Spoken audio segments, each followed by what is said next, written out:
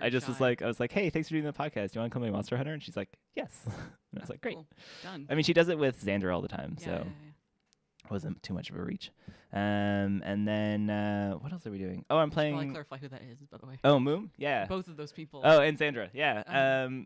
Moom is a game developer in Vancouver. She has worked on used to work for Gaslamp Games. Is now currently working at where is she working now?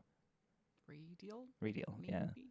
And Sandra is also a game developer and artist, but also really gets into light novels now. Yeah, I think she's a novelist now. Yeah, a novelist. And we had her actually on a podcast episode, or she was our first guest ever. Really? Yeah, when she came here for different games, we had her on. Her podcast ended up glitching, and I'd record an additional one with just me and her to be like a supplemental because hers broke. Oh man, I wanted to go back and listen to that.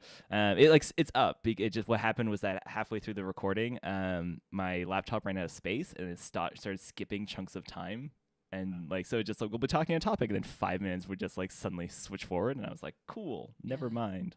So there's 2 podcasts up with Sandra. One where we just kind of end it out of nowhere, and then another one I did solo with her. And hopefully we'll have her on something soon again too.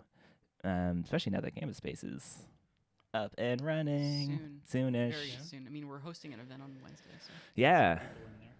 Yeah. Doing stuff. Yeah, they are in there doing stuff. Mhm. But I don't think it's officially open until the internet's set up. Nice. Gamma Space is a co-working space in Toronto. Mm-hmm. We should also explain that. After a long battle. After a long battle, yes. Now has a new home, which I'm excited to see on. I'm going to the thing on Wednesday, so I'm excited to. The GDC offsite run by Yes, Dames that's Making another thing we Games. should explain. There's a GDC offsite event going on at T-Mac's new location on The Toronto Media Arts Center. Yes, the Toronto Media Arts Center on 36 Lisgar. 32, I think. 32 Lisgar. And that'll be on. They always said 36, but apparently it was 32 the whole time or something. Okay. Really? I don't know. Interesting. It seems like it could be both. It's a pretty big space. It's possible. Interesting. It's a wonderful, beautiful, large space. Mm-hmm. Yeah. That overlooks what many people have called the ugliest park in Toronto. Yeah. So, slab of concrete. Do not look at me. I am not the ugliest park in Toronto. That's definitely not. So, anyways, we're also doing other things we're doing today are oh god, I'm gonna also bump up your game. Bump up the game. Okay. And the other thing we were doing is oh my god, I've forgotten our entire schedule. Sims 2, Monster Hunter. Oh, I'm playing Life is Strange with Toronto streamer Sojo Goes. Joe is joining us to play through Life is Strange Farewell, which is the prequel episode to the prequel season. Anyways, and that'll be sad. I might cry. It's a sad time. I like Life is Strange a lot, so I'm excited to play through this newest episode. And we're also be doing. Oh yeah, we're going to be doing Full Metal Furies later on tonight. Logan and I will be playing it. It's from local developer Cellador Games. They are known for Rogue Legacy, but this is their newest release, and they were happy to get. I was happy that they provided us keys, and then we're going to play it. And then we'll be ending the night with Overwatch. With whom? With Logan, and I think Joe is joining us as well, and possibly Logan's girlfriend Sarah. We'll do dumb things. We were talking about doing like an all Zenyatta match, like all of us just playing the same class and On being silly. No Limits? Yes, on No Limits, yeah. We might try to find a custom game that is dumb and mess around with that. Am I forgetting something, though? Jackbox, Sims 2? No, that's not. I'm not forgetting anything. It's a lot of stuff. It is a lot of That's stuff. many things. That is. Oh, yes, no. No, I remembered everything. I remembered everything. Food? Oh, yeah. Are you staying hydrated? That's more of like. That's I important. don't think we're though. eating on stream. It's That's not sort of lewd. The schedule. Do like reviews of what we're doing. The stream schedule is changing slightly. We're going to have a bit of a break built into after this interview and before. I was thinking more like this will run on an empty food review.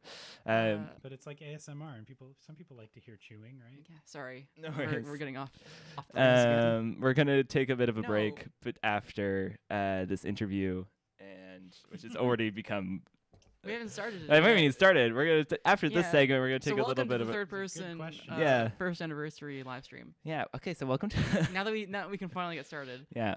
And we will be doing because we need to eat food and get snacks, which I meant to do and then I didn't. Here we are though. Okay. Okay. How do I like go from all Start of that? introduce Ben and interview him. Yes. Welcome. Thank Actually, you. you know what I should do since this is technically a podcast? Damn it. Play the music. Play the music. That'll be the. Yeah. That's always so for people who are watching. We always play the music on before the podcast. I have to. It's a weird thing now that when I'm doing it by myself and I'm interviewing people, I also still play it, and I just have to explain to them. I'm like, okay, so I'm gonna play this music. It's not actually for the recording. It's just for me. And they're like, okay. And I'm like, this is a But- weird note to start off on. I'm like, yep. That's really weird, actually. No, Yeah. it's a ritual. Yes. Get it? Yeah. It's just You it's gotta a brush thing. your teeth. You gotta listen to the music. Yeah, I just like the music like puts me in the mindset of like I am now podcasting. I am now a host and an interview extraordinaire. It's like when I clean and I listen to Toxicity. Same thing, right? Oh. Do not touch things. You're good. Okay. It is Introduction by Lifeformed. Shout out to Lifeformed, who, when the site first started, I emailed him out of the blue and was like, hey, can we use your song? He was like, yeah, I like that idea. I like your site idea. I was like, great. And then we've been using it in forever.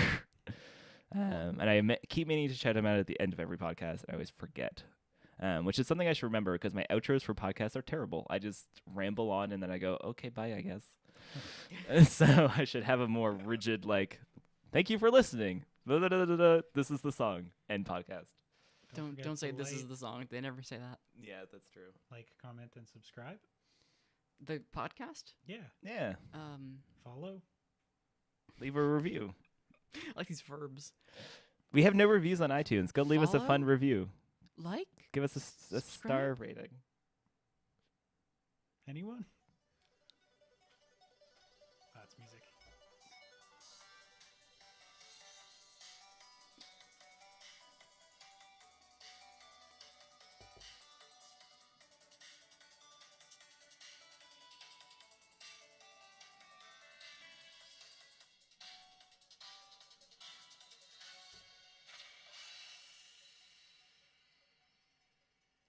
I mean, you're right. It feels like a completely different room now. Exactly.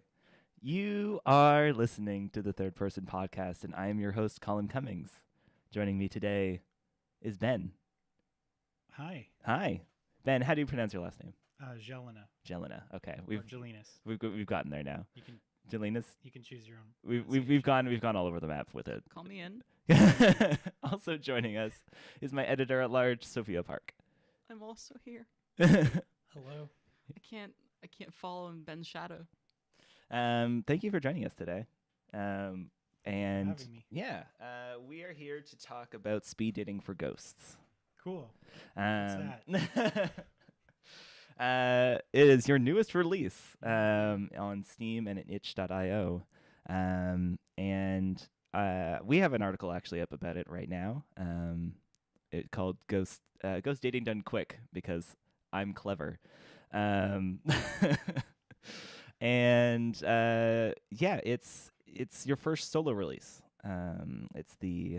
It's your first foray into independent game development. And how are you feeling post release?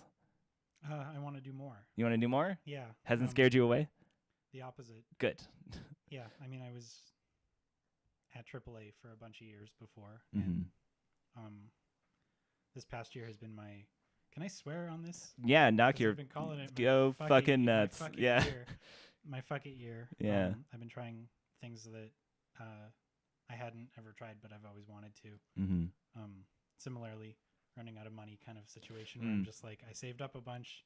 I'm gonna sell my Dreamcast collection. Sell some other Whoa, stuff and be okay, like, yeah. Okay, I'm just gonna like make some things and Mm. see what comes out. And I started on a larger game, then decided. Actually, after getting to know Sophia better, I was sort of inspired to Hi. crank out a quick game rather than like something that would consume me for over a year. I'm not sure if that was a good idea or not. It felt like a good idea at the time. I mean, How long was this game How to long? develop it? Less than 6 months. Oh, I think it's a nice middle ground. Yeah. Like as someone who's actually making a game that's taking about 6 months, I'm like, this is the appropriate amount of time. 6 months is a good amount of time. It's like, because you got inspired by the 3-week projects. That's Yeah. like, do not get inspired by the 3-week projects. But I kept looking at the 3-week projects and being like, if you can make something that good in 3 weeks, I can make something way worse in 6 months. And that's what happened. So It's definitely 6 months. It's a good sweet spot, in my opinion, in terms of like making something that's fully realized that you're actually proud of. and so this has been like my hope is to kind of continue making sort of smaller bite-sized narrative games that each do something completely different, Right. and try things that I've never really done before. Mhm. Like and that's sort of why I went to speed dating for Ghosts first, is because I'd never used Unity before. I was always used to the in-house engines at BioWare, Yeah. and so I sort of used it as an excuse to dig into Unity, and that was my larger risk, and also the whole like Steam pipeline and everything, which turned Yeah. it's real fun. Yeah. The Steam pipeline. I say, and because we have the magic of video, I'm rolling my eyes at the same time. What is that like? The Steam pipeline, Yeah. Yeah. they actually NDA you, so I'm not sure how. Oh, Damn. wow. I'm like, but I have it's to like deal with that soon. So. yeah, there are a lot of steps, and Great. and it's been interesting to sort of go through those processes for the first time. It's not a button you just go and Steam, and then just Steam's like, there you go. It's different than Itch. It's different than that? Itch, because Okay. Itch is basically that. It's just right? that. Yeah. So I like that about Itch. and so like I wanted to sort of focus this game on. I had met a lot of people at cons who said that they wished that they had a BioWare-like story game that had the sort of branching dialogue and character development, but without always the need to sort of go off and RPG or Right. action adventure for a long time. Which when I took a step back was like, okay, well that's basically then a visual novel, but I sort of tried to come at speed dating for Ghosts the opposite way, thinking, okay, well, all the stuff that I'd learned over the years, writing those kinds of conversations and those kind of characters, how would I then approach a visual novel with that in mind, rather than starting with like visual novel conventions. Yeah. So I immediately was like, tear out the anime characters, tear out the like box at the bottom. Someone would fight you for that. A lot of people, yeah, and but I was just like, I wanted to make something that didn't immediately read like all the other visual novels out there.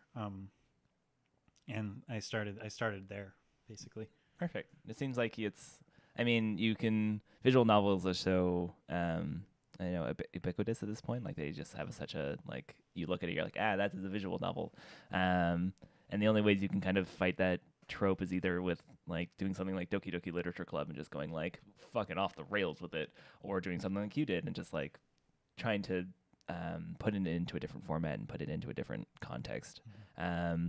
I played through a bunch of it. I played through more of it than I meant to, and that I was trying to date the host. Yeah, I was trying to date Fran, and then I kept trying to mess up all the dates, but then I was like, but I also want to see all the dates, and then I eventually just saw the dates, and I didn't see the date with Fran. I ended up watching it later. But there was a good like amount of like the characters all felt very different and all felt very real too. And I was surprised how real they felt with the art style. But the art style worked really, really well. It works so much better in context than just from still images. Like you have subtle movements and subtle sort of like things that the characters do that really make them feel alive. How did you end up at this art style? Where did you what did the game look like when you first started? And like, so from the beginning, I mean, it went from nothing in my head to I have a friend, Mikey, who he does everything. He raps, he writes, he does art, and he recently had a kid with his partner, and I guess his partner recently had a kid, and he was the father of that child. And that's how that works usually. Yeah, and they were going to they're going to like these. I think I could tell this story, like the prenatal classes, right? Oh yeah. And hearing all these horror stories that they don't tell you till after you're pregnant. And he was starting to draw like monsters inspired by these in this sort of style. And he's worked in this style before too. With he did an album cover with a snake that was in this kind of like black and white style with one, neat color behind. And I just sort of I saw that and I thought about what I wanted to go for with this, and that was a diversity of characters that were somehow very abstract and could be all over the place in terms of what they looked like, and how to sort of rein that in other ways. And I thought like meshing those two things together, like the simplicity of the art mixed with the diversity of the art, like the diversity of the character design, it just felt like a neat way to go. And I hadn't really seen anything like that. And that sort of gave birth to something I want to do with all of my games. Gave birth, because full circle, because prenatal. To this idea that I want to work with artists whose styles aren't necessarily that common in games, and sort of make every game feel very different from one another, and very different from every other game that's out there. Neat. So I mean, I'm not saying this for sure forever, but like I'm sort of trying to lean away from pixel art. I'm trying to lean away from the next one I'm working on. We're leaning into sort of a Saturday morning cartoon style. Oh, fun. So with a different artist. Nice. And yeah, but that's where the art came from. Sweet. That's really cool. And the character design, I had sort of broad tones I wanted to hit with each of the ghosts. And so I wrote these sort of high level, this is what this ghost is about, even if it's just like a spirit of vengeance, with A, B, and C attached. Then I just gave Mikey those, and Mikey gave me back what he saw, and then we revised the art, and I wrote to the art and sort of adjusted my characters Fun. as well based around what he gave me. So Nice. I wanted to make sure that he had like a lot of artistic control over the visuals, and I wanted it to be sort of like a one of us wasn't necessarily telling the other what to do in that way. That said, there were lots of revisions to some characters just to make sure that they read well when we decided we did need to have them blinking and smiling. And at first we were doing it really, really rough, with no expressions, and decided that was we needed expressions. So The expressions are definitely help. There's also been a lot of fan art that has come out from the game. Yes. I've seen all over your Twitter account. What's one of your favorite pieces that you've seen? Oh, I love the one I tweeted a couple days ago, I think, of imagining what they look like when they step back from or float back from the tables. And I've started to see some where people are imagining what these ghosts looked like when they were still alive. And that's super fun. Just because we wanted to keep a lot of one of the other things we were excited about doing with this level of abstraction is letting players sort of put into their own heads what these ghosts may have looked like these people might have looked like when they were still alive, and subvert things like ethnicity, gender, and focus more on the emotion of the sort of experience of each of these ghosts on a sort of heady level. So what they look like when they're dead is closer to who they really felt like inside, rather than what they actually look like. Through the power of the streams, I can actually just do this, and then the thing you're just talking about. Yeah. If you click on the link, actually, that one.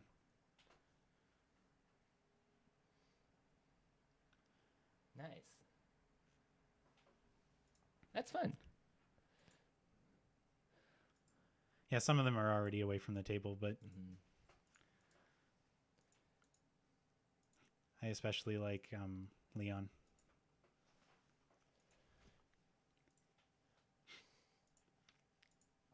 But yeah, That's awesome. we've seen all kinds. We've seen, muscular versions, like sexy muscular ones, which were fun, and even like sequential like comics. Yeah. So it's fun. How has the response been? So like, I mean, the fan art is one thing, but is there any like personal stories that people have messaged you? You've been sharing your favorite reviews, which has kind of been a fun little thing too. But have you got any messages or anything that you? It's mostly just I guess this game has made a lot of people cry. Mm. And that's like the thing that so many people tell me is that I made them cry. Victory. So, I sort of wanted to make people not just cry, but I mean, I know. Yeah. but I like set out, like, I was like, okay, I want to, well, ghosts have a lot of different stories. Like, you can tell a lot of different kinds of stories with ghosts, and and this sort of revolving door of stories that the design ends up being meant that I had a lot of opportunity to tell different stories with each ghost. And I tried to have a mix of, I actually wrote like lots of charts down, and this makes it sound more formulaic than it ended up being, but I was like, okay, if I have 9 ghosts plus the bonus ghost, Fran, spoilers, then I want to chart 3 as predominantly fun, 3 is as sad, and 3 is spooky or scary. Right. And then they would go away from those a little bit. Like I'm not sure Spooky Peter ended up being all that spooky, but that was sort of an evolution of the character as we were going. At first, we were playing Spooky Peter really straight and decided it was kind of boring. Yeah. So wanted to sort of make every ghost feel like not quite like anything I've seen before, but at the same time, a wink and a nod to things I've seen before. So there's a lot of like references to things like Ghostbusters in there, all kinds of ghost stories and that I've read or watched over the years, because I love ghosts. I love ghost stories because they scare the hell out of me. And that was sort of the other thing, is that ghosts scare me almost more than anything that is not necessarily real. I don't know, maybe they are real.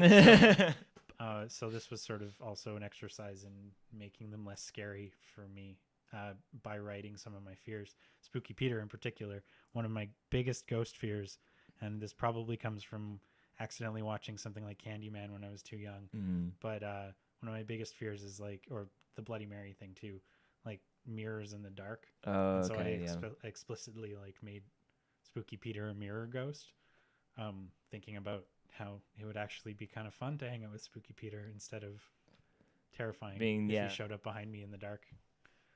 So I made a few notes when I was playing, and the 2 of my favorite lines were, one of them is "Teach me your spooky ways," which was a great line. I was like, yeah, that's a great pickup line for Ghost, which is fantastic. And then also the simple text when you're doing the date with what is his name? It's been a while since I played it now. The bank robbing ghost. Leon. Yeah. Just the text of, I guess it's time to rob a bank. Like that. I guess this is how the day goes at this point. Yeah. That was a fun day. Carlsbad is a special kind of terrible. This vape life. wanting to own your own business is not necessarily the entrepreneurial spirit of him is very admirable. And if you go down a certain path, you learn that he tried to go the legitimate ways. Like he asked for a loan from the bank. That's fun. They denied him. So. Oh, just like when you're like, oh, is your boss mean to you? He's like, no, he's actually really nice. Yeah. Oh, that was fun. That was another one where I just sort of asked. I asked Mikey to I said we were talking about how we needed another character for the bank heist, and we wanted to do it like a rogue teller. And I sort of pictured in my head like this like clean cut like suit wearing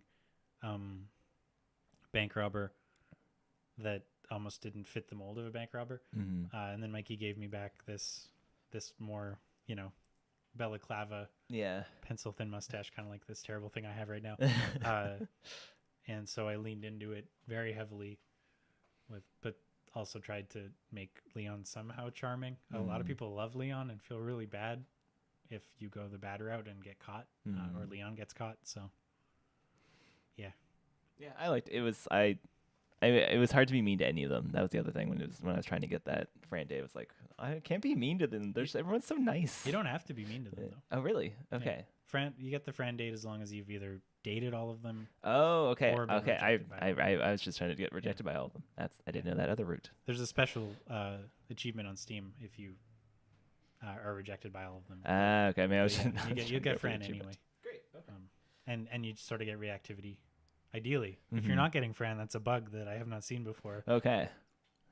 Please let me know. Please tell him bugs.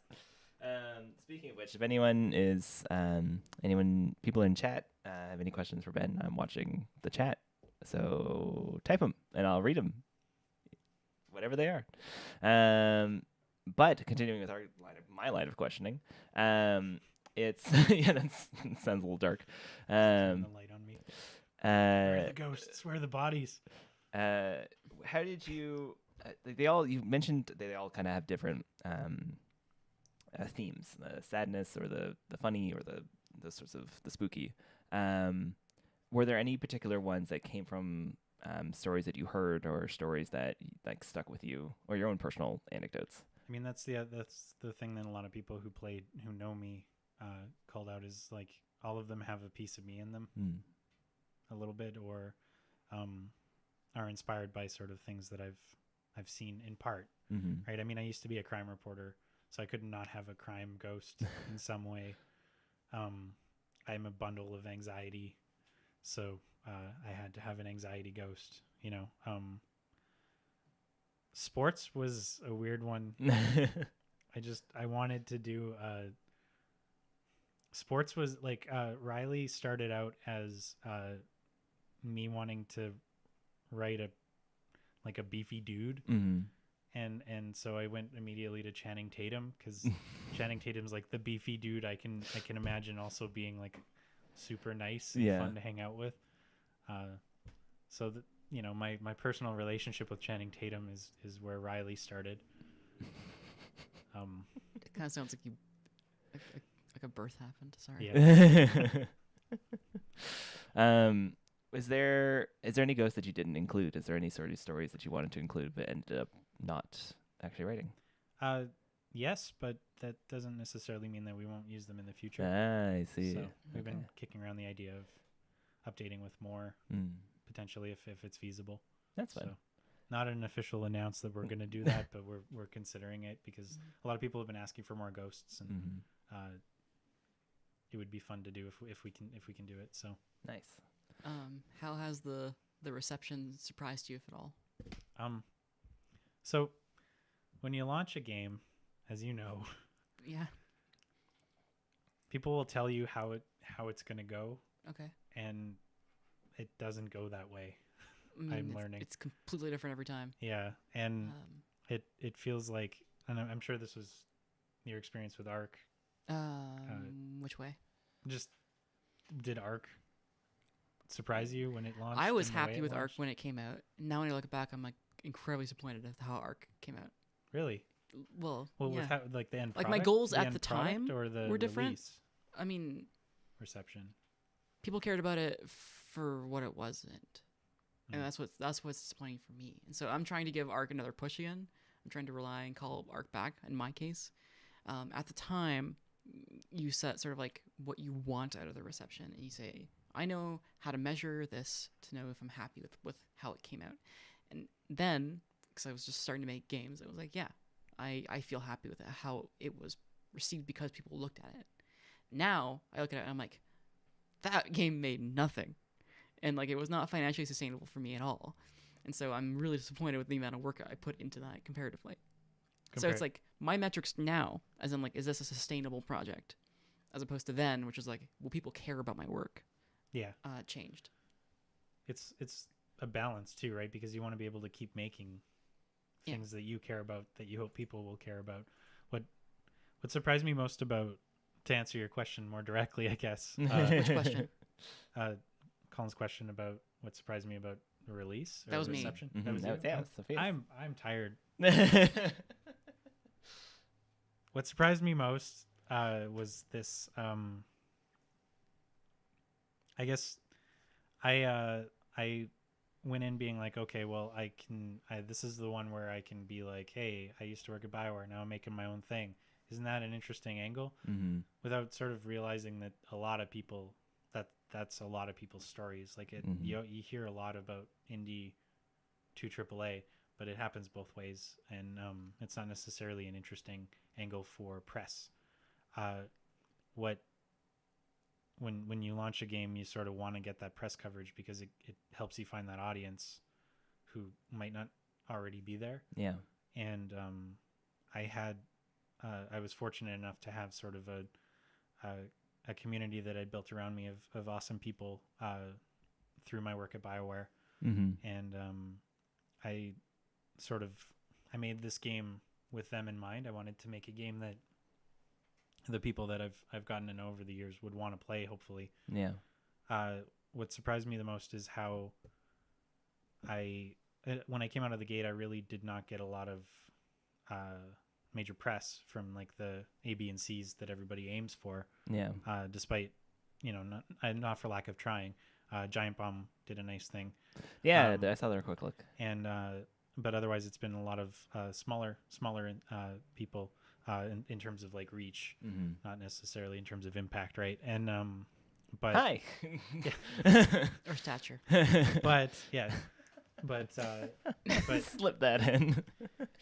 but I had this sort of wave of like, oh, nobody cares. But then I realized that a lot of people do care, and the people who care are the people playing my game and talking to me about it, and it was like a shift from like, okay, well, I don't, for this game, for this release, I ended up being like, I've just made this game for people, and people are playing, and the reception has been so positive. I think in part because people who are seeking this out are people who are very interested in something like this and are getting it. Yeah. And that, so there's been a lot of love coming my way about this game, and that's made me feel a little less scared of it, because I was so terrified when I launched. Yeah. Because I mean, the last game I launched was Andromeda, and the reaction to Andromeda was, I still have a bit of PTSD over that. So, Yeah. Which sucks because it's a really good game. And yeah, is this okay? I don't, I don't know. I can't say any of my games. I say as I'm wearing this Pathfinder. Yeah, I'm wearing the Andromeda hoodie. I thought about wearing a Mass Effect shirt. I don't know. My hoodie's in the room. I can go grab. Yeah. Instead, I'm wearing a B.A. Johnston shirt. Everybody should listen to B.A. Johnston. B.A. Johnston is very good. What I was gonna say is that I'm coming to realize that critics and actual people who play games are kind of falling out of touch in a weird way. You're seeing this a lot with like how much Fortnite has taken critics by surprise, being like, people care about this? Yeah. I guess people care about this. And because like the critics are usually all about PUBG still. Yeah. Whereas it seems that like the things that they think audiences will care about and what audiences genuinely care about are really different. And so much as we as developers try and appeal to critics so that they will help us find our audiences, you've sort of found your way to just go right to the audience. Like you've kind of sidestepped having a middleman. And I want to build on that, because that's what I would prefer, right? Like, Yeah. I mean, it's awesome to have people with I'll be right back, stream. It's like a sitcom. You can keep going. Yeah, it's awesome to have. Obviously, it's awesome to have attention paid, and especially like public sort of criticism in an in-depth way made about the art that we make, right? But ultimately, like if we're making games that resonate with players, that just it made me so happy to think about like something that I had put so much into. Because when you make a big game, there's a part of you in there, but this is so much of me in this game. So much of it is just my weird sense of humor and like my weird obsession with like sad things and weird references, and and I don't know, it's been really neat to see people sort of also be interested and enjoy the weird ghosts that I've conjured up for them to meet. That's why I want to ideally make some more, because I have some more in me, more weird ghosts that did end up getting cut. So great. I'm just gonna adjust your mic a little bit. Oh, it's like I'm dipping. also gonna adjust my mic too. It's dipping. They like to droop Thank a you. little bit. I kind of want to ask if Penny has any questions. Yeah, of course. Penny can come join us. Hello. Once Penny is ready. What's up? I'm here. I'm coming. Hey Penny, do you want to sit in my seat and ask Ben questions? Yeah, how do I get over I think you gotta Yeah, like you gotta go under. Mission Impossible under the wire. Or something. Oh, I have those headphones. They're really good. Oh, matching.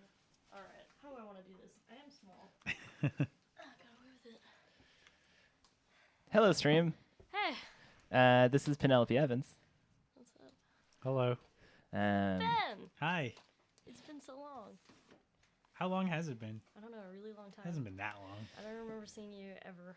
We've never met. No. Until right now. Yeah, if you have any questions for Ben, make sure to cozy up to the mic a bit. Get on up here. Yeah. I'm very short, so I'm like, okay, here we Oh, go. you can also move the book too if you want. Oh, yeah, just let me You can just- subtract this. Or like Yeah. grab the mic and just like Yeah, there you take go. a walk. Yeah, I wanted to talk to you about your process, like finding people who worked on the game with you. So like I know you worked with an artist. What was your process getting in touch with that person, or did you already know them? For speed dating, it was very much I already known Mikey. I had actually profiled him when I was a reporter. Whoa. Because I'd gone to a party and he performed at the party, mostly using his DS and Game Boy Wow. and like rapping over beats he made. And Yeah. I'd seen that before, but it was kind of an interesting thing anyway. And I worked for a newspaper, and so I was always trying to find things that even if I was like, that was kind of neat for me. It's what the kids are doing these days, right? And that's how I would pitch it. And Yeah. and we ended up having there's actually an embarrassing video I did of him on YouTube that we could link to Yeah, because it's fun actually. That's very good. I was looking at it the other day. I think it holds up okay. There's one thing I'm embarrassed about, and that's like in the captions I refer to someone at dinner as someone else's girlfriend, and that's their identity. And I hate that I did that way back when, but what am I searching for? hindsight. If you search nostalgic rapper, Wow. DS, and it should come up. Yeah, first one there. Nice. Yeah. So I don't know if that's if it's possible to watch this over the stream, but we could at least link to it because we could watch this over the stream. it's pretty embarrassing. But you know what? I'm okay with the editing, and I'm not on camera. Yeah, no. Is there sound? Yeah, there can be. Oh. I'm Mikey Maybe. I make Yeah. rap music and electronic music, We could just, and I use Game Boys to do it part of the time. Anyway, so I knew him, Yeah. and I wanted to work with him. But my next project, I actually asked some friends if they had any recommendations for artists who might not have had the exposure Yeah. or potential or they had a lot of potential and they were surprised that they hadn't sort of broken out. Yeah. And so Twitter has been the other place where I find people to work with. And yeah, actually, another artist that I want to work with that I've been sort of talking about working with for a third game idea that I have also through Twitter. And it generally is like I'm seeking out people whose style is something I haven't necessarily seen in games before and might really match the style of story I'm trying to tell for the next one. Because that's the thing. I don't want to make another dating sim now. Yeah. I want to make something completely different. And I have like this list of 6 games. Oh. That I was like, I want a little tease. Like, what's completely different gonna look like? Well, I mean, the next game I'm working on, I already mentioned when I was here for podcast, but I've not talked about it anywhere else. And that's like I want to make a. It's kind of under locks. Yeah. Well, it's under locks. Except to the third person It's audience. under Yeah. podcast Yeah. locks. Yeah, except for Podcast only. in episode 16. Yeah. Yeah. And like That's fun. in like 14 minutes in, I don't know however Yeah, long it's in. in- Yeah, I'm yeah. making a game about space journalism. Oh. I know that you had been playing with like space ideas earlier before speed dating for ghosts got started, I guess. Yeah, and it was too big of an idea to start with. So That's my like guiltiest thing is opening stuff and being like, what if I made like a massive sprawling twine, and then it never gets done, which is why I work with Sophia, because she'll just be like, oh, we can just do it. I'm like, somehow. yeah, And It does. It happens. It's always like, oh, what if we made it disgustingly huge? And I'm like, sounds like a bad idea. And then somehow it works. We do it anyways. I don't understand. that was why, like, speed dating for ghosts was me proving to myself that I could make compelling conversations with interesting characters on my own. Yeah. Or with just an artist. Mhm. And audio, which Mikey did in this game. Yeah. But now that I know I can do that, Mhm. I'm basically going to bring over what I learned and then add another thing I'm not sure I can do. Which All is the right. thing you don't know you can do. I want to be able to ideally like, this stuff seems so simple, Mm-hmm. but when you work in AAA your whole career, you're really working on one little thing and you get good at it. And I want to basically make walking around feel really good for the game, for a space journalism game. That makes And sense. Yeah. because I don't want to just I flirted with the idea of doing more point and click, but I'm leaning towards Yeah, walking around is something I'm always chasing. That's like something I really want to work on in a game, and I think that's a huge. I mean, that's kind of the appeal, and also the total downside of indie is that you have to, like, that's the most multi-classing a person can do, is you have to be like, all right, and I'm gonna. And the other thing is, you know, even when you bring people in, it gets to a point where budgets start getting to the point where you're like, well, I can kind of do this. Like, I sort of have this skill. So you're like, let's, you know, maybe if I, and so, but I think it's very interesting to play projects that one person or that just a small handful of people. I think now especially you can really feel when a game was made by committee, and that's something that really turns people off of certain AAA titles. You know, and yeah, I've hit this point too where I don't want to do something if it's not going to feel up to a certain bar, because I don't want it to be everything. I want it to do the things it does well. And indie lets us do that much more than a AAA game does. I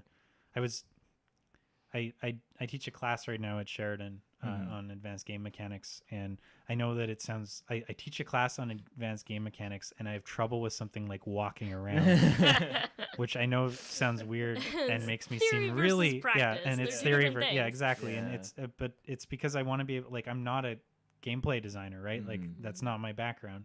I'm a narrative designer, and unless I can make that gameplay feel good, I don't want it in there. I don't want to make a game that people go, oh, the conversations were great, but I hated going between them. You know, I want to make sure that every part of that game feels like every loop is good. And we were talking about how and you may have differing opinions here. This is partly why I'm bringing it up, because it's fun to argue about games, right? Yeah, no, But, that's Time to fight. I was talking about how you have a game like Amnesia that is so focused on the walking around and the fear that, like, take the weapon out of the player's hand, make this a game about exploring and ambient story, like telling the story of the space you're exploring, and then running and hiding for your life, right?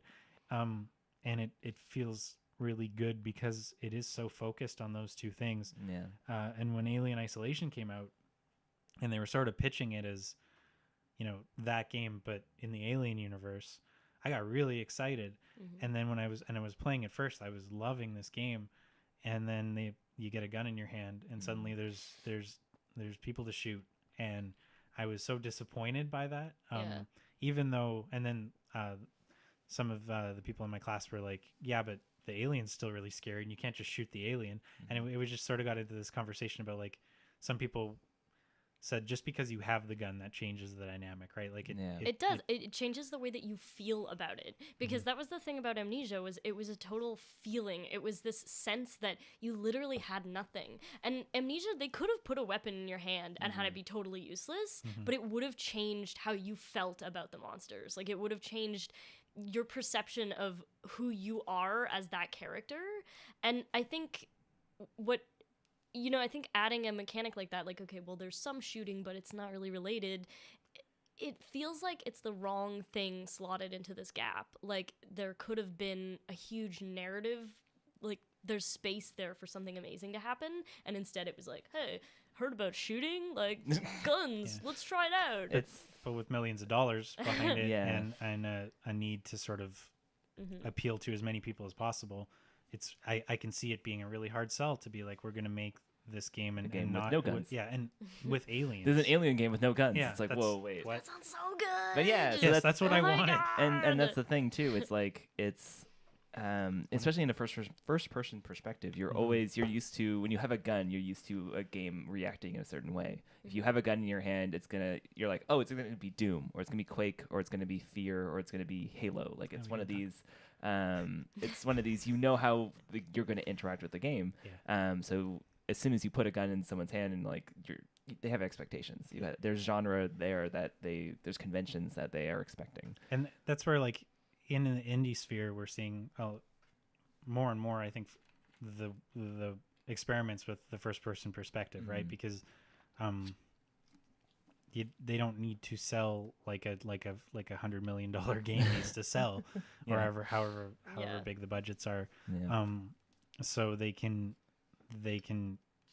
say, you know what, we're not gonna put a gun in your hand while you're exploring the home that your parents and your little sister aren't in, weirdly, when you come back from Europe. You know, you don't need to have a gun in your hand for that. And it can still be Gone Home 2. Gone Harder. So yeah. Gone Home too. Gun Home. So I'm enjoying that, and like at the same time, I'm also working in writing in the AAA space at the same time, and doing both right now, which is sort of it's interesting to sort of have my feet in both pools. Yeah. Is it a bit of whiplash going back and forth between the two? A little bit. Yeah. That mostly just sounds really stressful. It sounds like you have 2 jobs. And I have the class. Sounds like you have 3 jobs. jobs. That sounds like Yep. a lot of jobs. hate Yep. it. Yeah. It's a lot of jobs, man. Yep. I mean, I have like 1.5 jobs right now, and I'm like, ugh, if I get any more jobs, I gotta drop out of school. Like, Oh, I you're in also have school, 1.5 Yeah. jobs, and that's enough jobs for me. that's Yeah. plenty. So, and I'm trying to do all the jobs really well. That's So the other thing. Shout Yeah. out to my students who are still waiting for marks from the last assignment. That's once you once you have 3 jobs, you're doing all of them Yeah. well. It's like 6 jobs because That's what I was doing So much before I effort came in. here, and that's what I'm going to be doing after the stream is marking. So yeah, what were we talking about? We were talking about I games. We're talking about remember. guns And and then also, I first had another person. question for you, but I kind of forgot what it was. It's about writing. It actually was. I had 2, but let's go with this one first. So I know that you worked in journalism. Yeah. Correct? Yeah. Yeah. I thought. Yeah. Listen, Ben, my brain is garbage, so you have to let me live. And you also, spend time in AAA, and then now you're doing indie. I was wondering, like, is that kind of the only media that you've explored, or like, have you done writing in other mediums? Oh, I've tried. I've tried to. I mean, I've written like reference books. Whoa. I did a couple for Dragon Age. I just did the English write through for a Legend of Zelda book, out on published by Dark Horse in June. Yeah, yeah. I'll The pull up the Amazon page. the special edition looks like a gold cart. It does. It looks like It's my favorite thing. Yeah. That sounds great. It's my favorite thing that it looks like a gold cart. Are they sending you one? Do you get an early one? Yeah, do you get one? I think I get one. Okay. Okay. Yeah. I think Um, if you don't get one, that would be like, Yeah, that'd be kind of lame. come on. Yeah. I hope I get one. Yeah. We were like the editor and I were really excited about it when we were able to get the gold card. It was his idea, and he was like, yeah, I want this so bad, and it is like the best thing. Anyway, Yeah. but like I like a lot of people have tried and failed to write a novel. I've made headway on a couple like graphic novel type projects Oh, as that's well. cool. I've sort of been in early talks and concepting like to do like a kid's book, picture Oh. book. I try to work in a lot of different things to see what I end up liking. Yeah. I've learned I don't have the patience for novels. Yeah, novels are kind of bullshit. You've written so many though. Yeah, I don't know how I did that. Like how many novels have you written? 25. That it's I don't know. that seems It's impossible. many novels. Well, it's about 5 a year ish, and I've been doing it for 5 years. Because I was like, did you start in 1975 to write? Like, you know, I started June 2nd, 2012. I started writing 750 words every day, and I have not missed a day yet. So we'll see how that goes. Wow. That's a lot of words. I write 1,000 words a week. good job. And I'm like, That's what I found with games though, and daily reporting is they play to my strengths. And here's my like piece of white guy advice for any writers or people who we want don't have that and at want to all. be writers. Don't necessarily like you may know what you like to write or want to write, and you may know what you like to read, but investigate the other options, because what you want to write and what you're meant to write may not be the same thing. Interesting. And may not play to, like, I'm a horrible procrastinator. Same. So daily news was great because I had to do it or I'd get fired every day, right? It's like the news keeps changing. Yeah. Why You does stuff can't just keep be like, I'll happening? report on that later. Yeah. And I had great advice from my high school social studies teacher, not my English teacher actually, saying like if I wanted to write, I needed to live that was what he said to me, and I should consider journalism because I would come face to face with real people living their lives in real time, and I would learn about people who were not me through that, and that was entirely true. I cannot imagine personally how I could write without experiencing the things I've experienced through other people's eyes and trying to really like understand. Always failing. You can't know for sure until you experience something, right? And but coming face to face with that level of drama, especially when crime reporting, is something that as awful as it was sometimes, taught me so much about the human condition and the strength we have and the weakness we have and what those really mean. And sometimes I'll watch something and I'll watch a TV show and I'll be like, nobody involved in this knows what it really likes to lose someone, or like I can, and then I'll watch another thing and I'll be like, oh my God, these people, like, they've been in this situation. There's something raw and real that's coming through when you're writing fiction. And so I don't know, it's just like it helped a lot. But at first I was really like, I just want to write a novel and everybody will think it's really great, and I just couldn't. What I wrote was garbage, and it still is. If I sat down and tried to write a novel now, it would be bad because I just don't. I something about me like wants to, but I can't. I just, the types of stories that I am able to tell well don't translate in that medium. So Yeah. Same. I've tried to write novels many times. You have to do at least 8, and they'll all be really bad. And then like number 9, you're like, wait a second, we're on to something, but your prose will still suck. Like it will suck until like 20. So what you're saying? I think the last 5 are okay, but I know if I opened like, I don't know, one that's like 5 ago, I'm gonna be like, ooh, could be better. So they're the PlayStation 2 JRPGs of writing practices. Like, wow, that's a cut. That's a deep cut. you gotta like I'm definitely not old enough to get that. play the game for 20 hours and then it gets good. I swear. God, that's like a lot of animes like That's that, a lot and that's of why it's anime. very hard to recommend it to people It's a lot because of you'll be like, Final Fantasy. you should definitely watch it, and they're like, okay, I watched 5 episodes and it's really bad. I'm like, okay, but trust me, 36 episodes later. Yeah. You'll start thinking maybe it's gonna get better. Like, oh. Or I can write like a weird ghost character and like immediately it clicks and I'm like, yay, I That is a I great love thing you, about Gary. writing games. But I think that's really good advice. That I do think you should try a lot of different types of media, and you should really play around because everyone does have like strengths and weaknesses. I know that when I first started, I could not write short stories. Like I literally could not write them. I also couldn't write in first person, which was a weird thing. And I did eventually was able to do those things. I'm back to not being able to do them, so we'll see what happens. But yeah, I do think you should, really play around. I think a lot of people get the sense that like, oh, this is the one thing I'm good at, or this is what I'm meant to be doing. But sometimes you start something and it just really clicks. You're like, whoa, this works for me. I think you see it also in music. Yeah, for Sometimes sure. when you read like an interview with an artist, and they're into music that is so wildly different than the Yeah. stuff they actually make, and it's just, but that like what they're playing is very different from what they're consuming, right? Mhm. Yeah. Yeah, The other thing too is that everyone has a different process. Like even if True. like when people are like, oh, worked the last 2 weeks, I barely slept, I wrote all the time, and you're like, oh my god, why can't Yeah, I do Sophia. that? And and it's not We're talking about how you work a lot.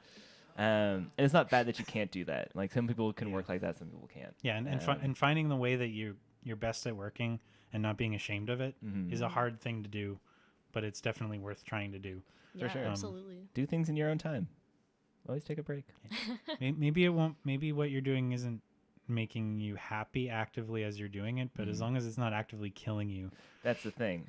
yeah, It's also when I know even just when I write articles, it's like when if I have the blank page, I'm like, I don't want to fucking write at all. I hate this. I'm never writing again. And then as soon as I like write an outline, I'm like, oh right, I like writing a lot. And then as soon as I'm done, I like shake the entire time as I post it, because I'm like, oh my god, people are gonna read it. and it's like you're suddenly like 5 different people, right? Yeah. Through the process.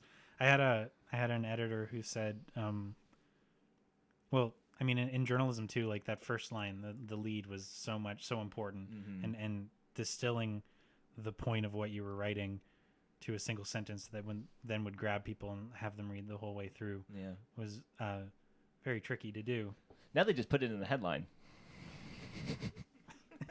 Anyway, so like, yeah, one piece of advice that he gave me that was like really good, and I still think about for all my writing, no matter what I'm writing, is if you just came back from a scene, if you're a reporter, or you would just come up with the concept of what you're working on, and you go to someone, a friend, and tell them about it, what is the first thing you say to them? Because the first thing you say to them is probably the thing you want to start with, because that's what you're most excited about, even if you're not really realizing it yourself. Oh, that's really interesting. What if I always start with like, holy fucking shit?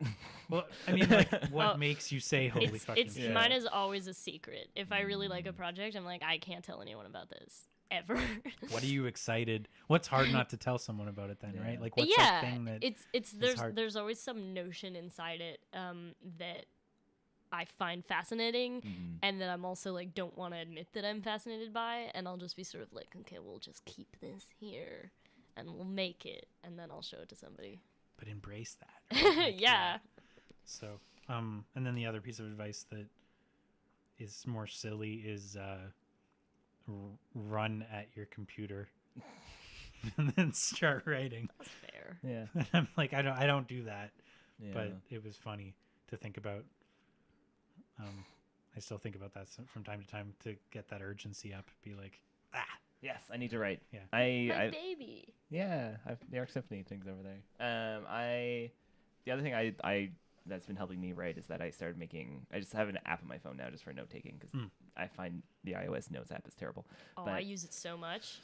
You know how many notes I have on my phone? Like 600. Oh, Jesus. I have one called Bear, which lets you tag things. And lets you... No. is it free? No, it's free. What? Yeah. And it does it sync? Sync it. I don't try to sync it with anything. No, That's you just why. copy the text into an email, and then you email it to yourself.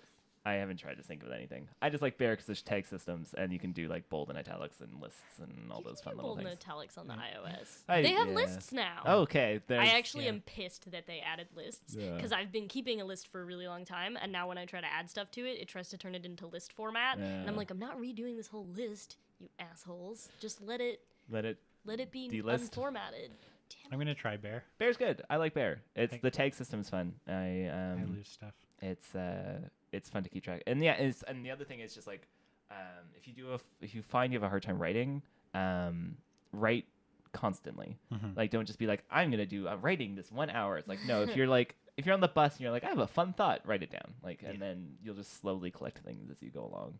That's true, and I think to some extent you also get you either get better at noting stuff down or you get better at retaining ideas, because I know I had a really long phase kind of at the end of high school where every night when I was trying to go to sleep I would like be struck by an idea. So I started keeping a bunch of pens beside my bed, and like with my eyes still shut I would try to write whatever it was on my arm, and I had about like a 60% success rate at reading it the next morning. But the weird thing that happened was over time, like I started just having more ideas throughout the day, or like more ideas that would stick around or that were like bigger and more developed. And it was really weird having this experience of being like, I didn't know that idea having was like a skill you could cultivate. Yeah. It was something that you could practice and learn. And that's something that I think is this weird lie that we love telling about creativity, is that it's like unknowable, and it's a just mystery. we don't know. flows It's like out of you it too, just right? enters your body. Yeah. What is it? But it's like, no, these are all skills that you can just practice and learn. For me, it's like fuck Kerouac. And the myths around Kerouac, and that whole like, oh, Kerouac locked himself in a room and was a dick to his partner while he just like wrote on one long strip of paper, right? And it just all came out and it was perfect. Yeah. Like my ideas come to me piecemeal, and Yeah. I write them in notes. Yeah. And then I flesh them out when I start to think, yeah, that's maybe good, and I get overwhelmed and have to write them down, or I forget about them and move on to the next one. I've had so many, like, it's always like I have this weird, horrible compost pile that's like all the snot that came out of my brain. And I'll just start like pawing through it, being like, oh, this, I forgot. Tried to write it once before, didn't work. We'll just paste it. Like, we can sort of jam these two things together and maybe they'll turn into something. The idea that there's such a thing as like a pristine, oh my God, the whole idea just existed already in my brain. I'm like, no, it's all garbage that I glued together. Yeah.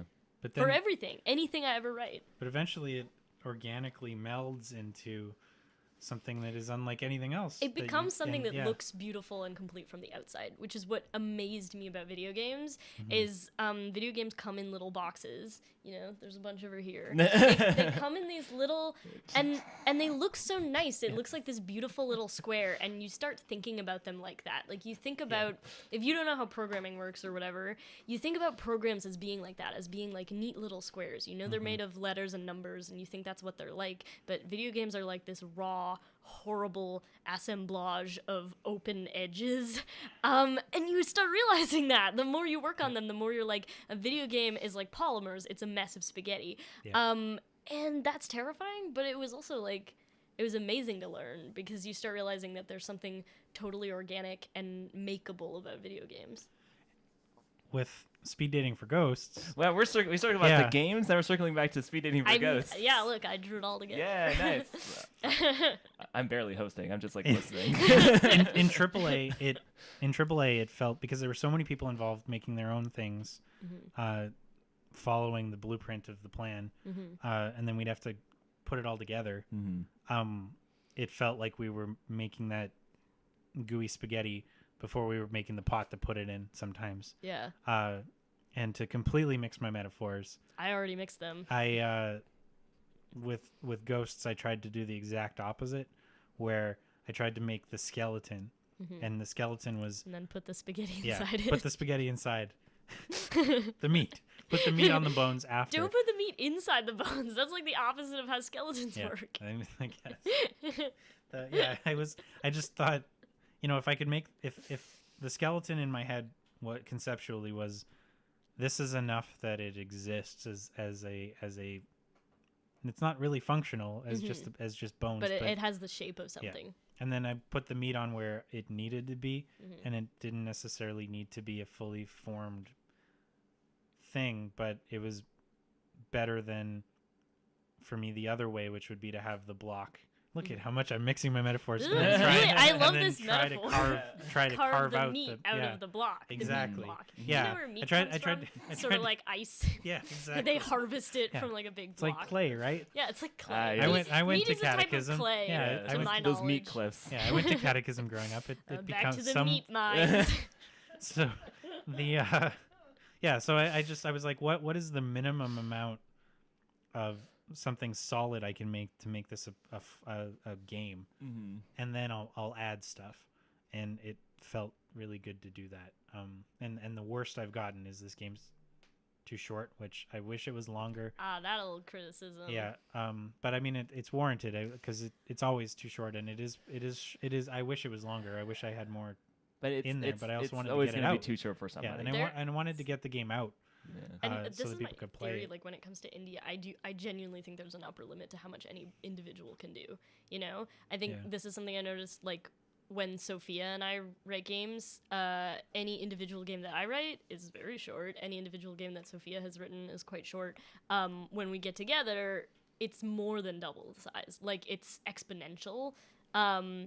But that's something I've been doing some of my own projects, and I'm like, these are really limited writing wise, which is weird to me because I'm pretty prolific. But I think that when you're multitasking, like when you're doing everything, you hit a really hard limit of how much you can do because you're looking at the scope and being like, I can't, or I'll die. Like, And I hit that limit where I was like, okay, I'm starting to write things that there are shades of in another Ghost. And when I hit that point, I was like, I want all these ghosts to feel very unique. Good pun, by the way. Shades of another Shades, Ghost. ghost. I didn't even think about that one. Get back on the pun train Yeah. with Ben. It was fun too. Yeah, there's lots of words for ghosts. There's there a are. lot of Yeah. ghosts. There's a lot of ghost words. Spectre. Yep. Um, Phantom's a good word. I like using cipher to kind of mean ghost, even though I know that's not correct. Yeah. Sounds like a like a Like a space future ghost. ghost. Maybe? Like I yeah, don't like know. a Like a specter. I also use it, Oh. I also use it to mean spy. I'm pretty sure that's also incorrect. Well, I mean, I'm there's just a Bond movie called Spectre, right? no Yeah, cipher. cipher. It's, Oh, I like to you use said Cypher. Spectre. I said specter. Yeah, he I said linked it Spectre. back to Mass Effect. We but yeah, like it's just both get there. Mm-hmm. Whether you start with too much and cut off the edges, Yeah. or if you start with not enough and start building on it. Mhm. But I'm fine. I like the latter. Like it felt like a good way to build a game, and that's sort of what I'm doing with the next one as well, is building the skeleton and then And then building adding out- it. building I mean, the out other till it thing gets is, to a point that feels good. Like, even though people might say, like, there's not enough of it, it's like, sit and think about it. Do you actually want more? Because sometimes there's Yes. there's game concepts where it's like, games also sometimes overstay their limits, and it's like, I wish there had not been 30 more hours of this Final Fantasy, but there was. I was done at 30 hours, not 80 hours. It's really hard to hit that sweet spot as a creator Mm-hmm. where it's just enough and it feels like just enough. And I mean, this is going to sound real bad from a consumer perspective, but I do think it's better to have somebody wish that they had more than to feel like they've burnt out on your Yeah. thing. Yeah, absolutely. So, Yeah. I mean, you want to give them Yeah, enough. you want to keep them that wanting they more. get their Yeah. money's worth, but Yeah. you don't want to necessarily give them enough that so much that they're like, ugh, I never want to do I never want to play anything this person ever makes again because I feel like I've seen it all.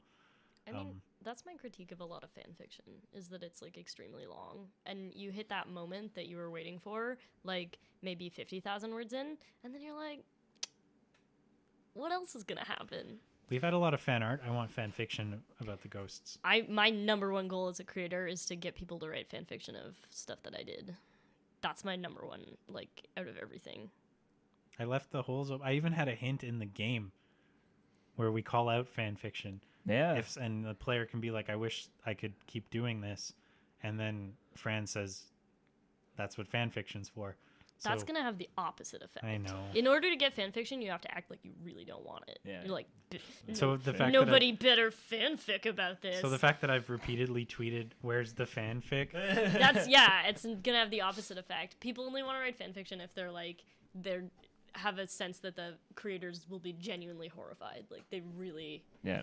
You're going to open it and be like, oh, God, what are my ghosts doing? in my experience at least, that's something I've observed about fandom. That's how I felt about the bulgy ghosts. They're really lovingly drawn. Every muscle. It was really good. On that note, we might wrap up here. And that's enough. And Cool. Good talk. Thank you for chatting with us, Ben. I'm excited to play games. Yeah, we're gonna do that in a little bit. Games. If you're for anyone who's watching, we're gonna take a little bit of a break. before we launch into our next segment, which is Jackbox Party Pack. We're gonna get food because we need food. I'm here till midnight. I need to eat. You need to Ow, eat. yeah, you'll die. I will die. I'm gonna bring down the stream between each segment so it archives properly, but then I'll be right back up with our "We'll be right back" image. You're gonna bring down the stream. I will Bring bring down down the the stream, but then I'll bring Bring it back up. Bring it down. But then I'll bring it back up. Imagine if you had a program that you had to hack in order to turn off. Every time you wanted to turn it off, you had to be like, okay, I'm inside the mainframe, disabling it. B.A. Johnson has an album out called Gremlins 3. Have a cool. I'm gonna play the podcast ending song now so that we know it's Yay. Cool.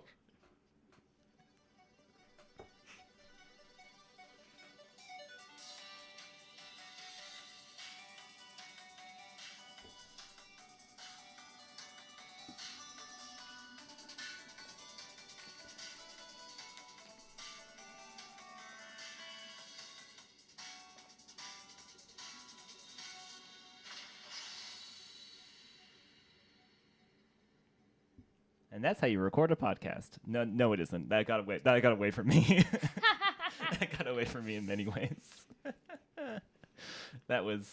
I like to keep them like an hour, and they're very structured. I have all my questions written beforehand. I flew into that one a little blind, and then it went places. It went Penelope places. I did it again. It's my special ability. Okay, so we're gonna take a little break, but we'll be back. Bye.